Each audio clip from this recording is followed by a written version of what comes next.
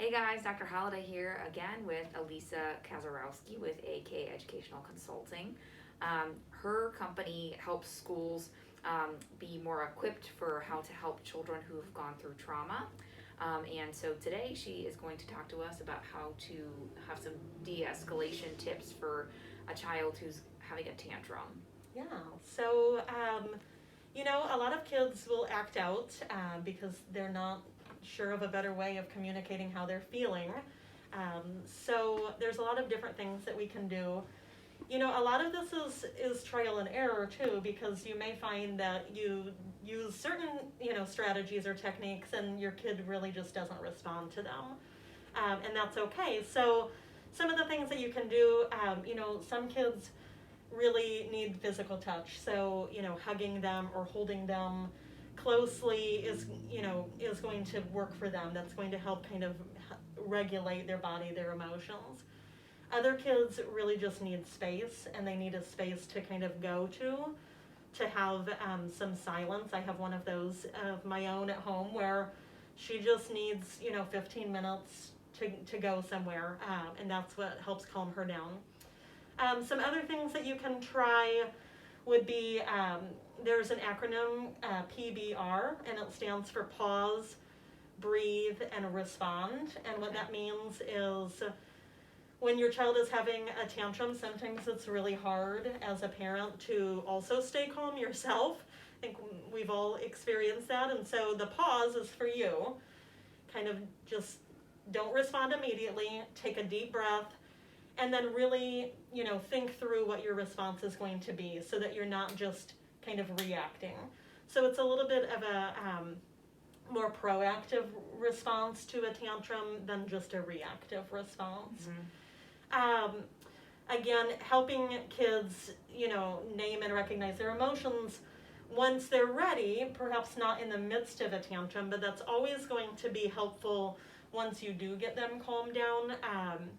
And I think what you'll find then is the better they get at doing that, the shorter the tantrums become, because they can then identify what they're feeling and then they can start to self-regulate. Mm-hmm. Some kids do really well. Some kids are tactile, so they want to squeeze things. One of my favorites is just the clench and release, because you can just use any part of your body. So you can clench your fists and then release it, and clench your fists and release it. And you can do that with your toes and your fingers and your shoulders, pretty much any part. Other kids really like to feel like they're being destructive, but you want to do that in a somewhat constructive way. And so, giving them paper to tear apart, or Play-Doh, or putty, or slime, I guess is, a popular one right now, where they can just kind of tear pieces off of it. Like redirecting that negative energy. Exactly, yeah. I've noticed with kids that are a little bit older, wall push-ups tend to be really good to help get more of the, the gross motor going. So where you're just standing against a wall and pushing, and even just literally just pushing on the wall, get some of those emotions out. And another one I think would be just, there's lots of deep breathing exercises out there.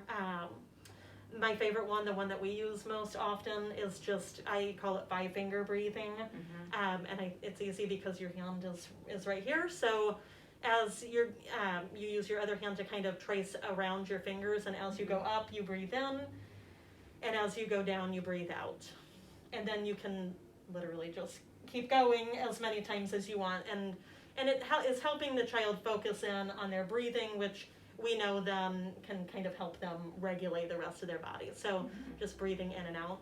There's lots of deep breathing exercises out there though, so that's just one, I think, fairly simple one. Yeah, okay. I like one thing that you said just about talking to certain kids about like how they can calm themselves down.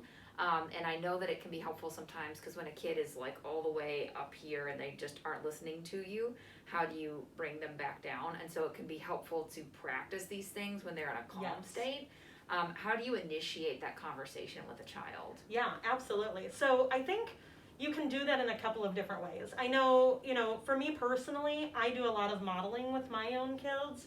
So when I'm not in the most calm state, I talk them through it. So like, I know you guys recognize that, mommy's upset right now.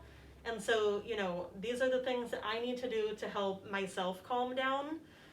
So we talk a lot about that. Like, we talk about, I know what the things are that will help me calm down, and we need to help you figure out what the things are that will help you calm down.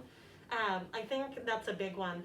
Also, just, in, the process of conversing with your kids, whether you're talking about what's going on in the world or talking about, returning to in-person school from virtual learning, what do you expect might, be some emotions that you're feeling, asking your kid, how do you think you might feel the first day walking into school?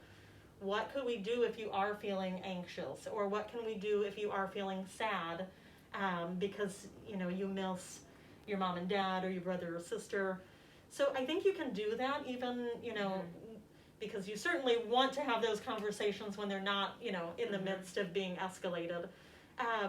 So yeah, I think you can have that anytime, just, helping them, like, these are things that can help you so that when you do feel that way, you have the tools in your toolbox. Yeah. One tip that I heard that I think is really great as far as naming the emotions are concerned are to make that like a daily practice. So when you're sitting around the dinner table and you as the adult start and you say, today I felt really happy because I got to make a new friend and I just felt so light and I just wanted to just talk and talk and talk and talk and talk. Or, other days name a negative emotion. Just say like, today I just felt so sad and I didn't want to talk to anybody and I didn't even want to sit up straight. I kind of wanted to bend over like this, and like talking about how the emotion makes you feel physically. Right. So that way kids can understand when they feel certain physical things, oh, that is this emotion and then this is what I should do about it. Yeah, I think that's great because I think it's good for kids to understand that when we feel our feelings, we also feel that in a physical way. And so, one that kids may be familiar with is, when they're nervous, they might feel butterflies or their hands get sweaty. So I think that's a really good tip. Okay, awesome. Thank you so much. You're welcome.